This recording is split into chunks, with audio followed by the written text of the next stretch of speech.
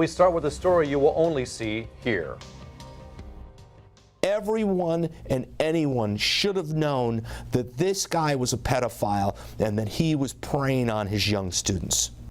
A Valley School District under fire accused of allowing a teacher's abusive behavior to continue for 2 decades. 4 of his accusers are telling their stories only on Action News. The Monson-Sultana School District will face 5 new lawsuits tomorrow, 4 of them from young men who once defended their former teacher and coach, David Blancas. Action News reporter Corin Hoggard found out what changed their minds and why they're coming forward now. Corin.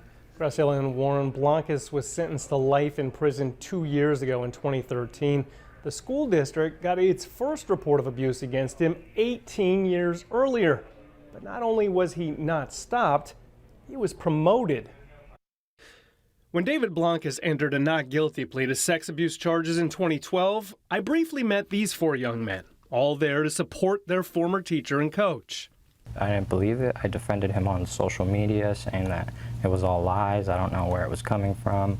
The man they knew was helpful, fatherly, and friendly enough to sign their Monson-Sultana yearbooks. Thanks for everything, you Mac, with a smiley face.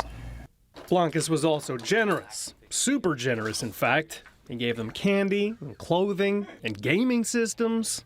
The keys to the car he gave you.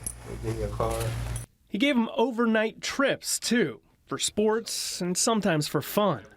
But less than a month after that first court hearing, police revealed some of the photos they found when they searched Blancas's Reedley home, many of which were taken on those trips. They showed 3 pictures of me, and then they told me if I could figure if it was me. I said, yeah. All 4 men found their younger selves exposed in compromising photos taken while they were asleep, forcing them to question everything they thought they knew, as well as what else they may not know. It changed me into a person who just like it's just hard to trust people now. The lack of trust extends to the teachers and administrators at their former school. They now know a victim first reported abuse by Blancas back in 1995, the year a couple of them were born. Attorneys say the school district dropped an investigation then and didn't uncover sex crimes from 2001.